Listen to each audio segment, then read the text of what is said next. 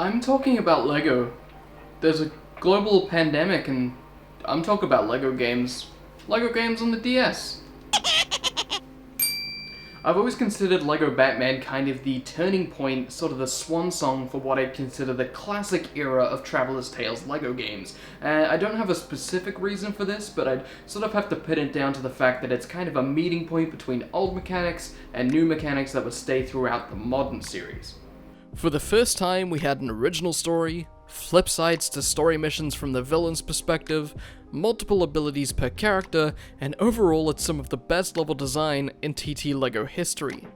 LEGO Batman has also been pretty much the only direct rival in terms of franchise presence to LEGO Star Wars. They obviously wanted to squeeze as much success out of the franchise as possible, which meant portable conversions for every single game.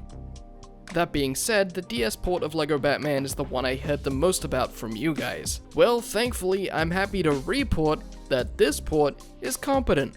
Yes, the level design is simplified, visual design is stripped back by a huge margin, and boss battles are also kinda lame, but overall there's a lot here to enjoy, or at least there would have been back in 2008 when the game released.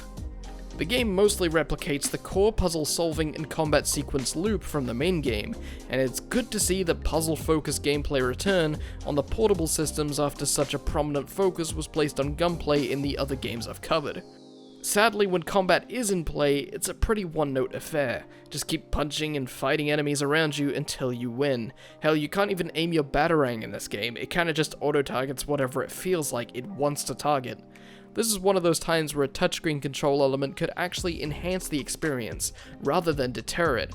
Dragging a battering icon out at random directions to have some level of analog crowd control would have been a really engaging way to keep fights feeling dynamic and fresh. Ironically, a similar mechanic is necessitated for the use of explosives.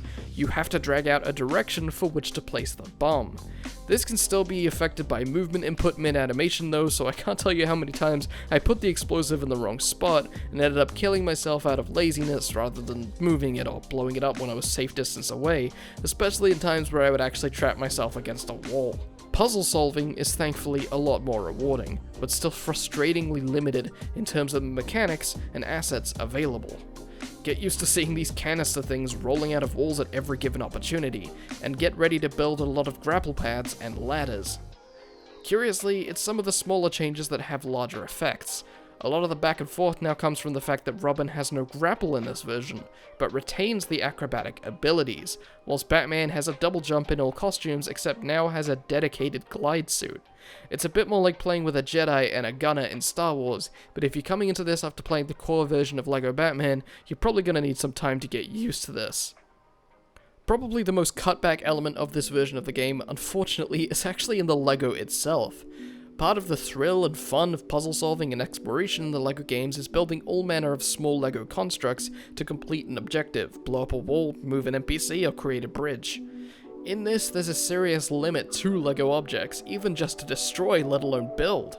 Get ready to blow up this square-looking thing time and time again. Even though there's a fair amount of variety in the actual level locales and quote-unquote realistic assets, LEGO has seemingly been pushed to the side in a LEGO game, and it's really just unfortunate and zaps a bit of the fun out of the situation. In fact, if you squint your eyes just a tad, it kinda just feels like playing a cartoony Batman game, which isn't a bad thing in itself, but it's not quite what you're here for. There is one gameplay variant that is actually pretty unique though, the Batmobile Chases.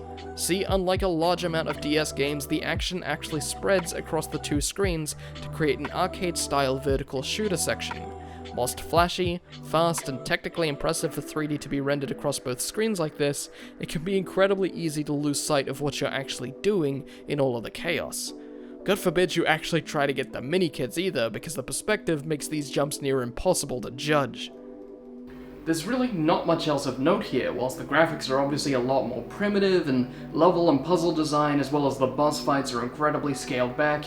It really just does serve as a vague approximation, and a competent one, of what the base console experience is, but on the DS.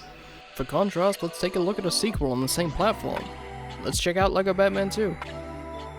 Well, I'm actually really impressed. Apart from obvious graphical drawbacks, the level and game design is actually on par with the 3DS and Vita versions.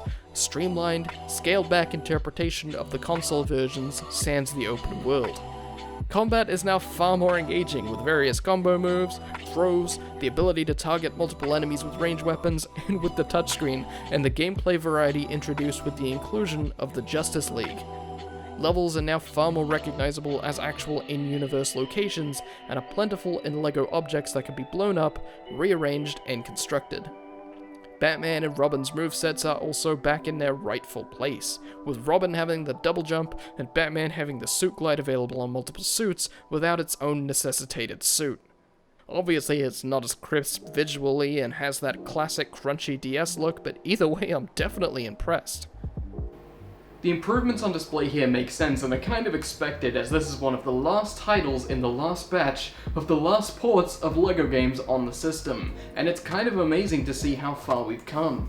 From 2006 to 2013, the series had grown from an unplayable mess on the platform to a version that was chomping at the bit with the next generation of handhelds, something that most handheld series never really get to claim, especially in the 3D space.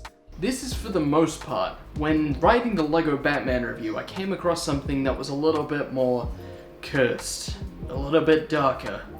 Tune in next time when I introduce you all to my friends.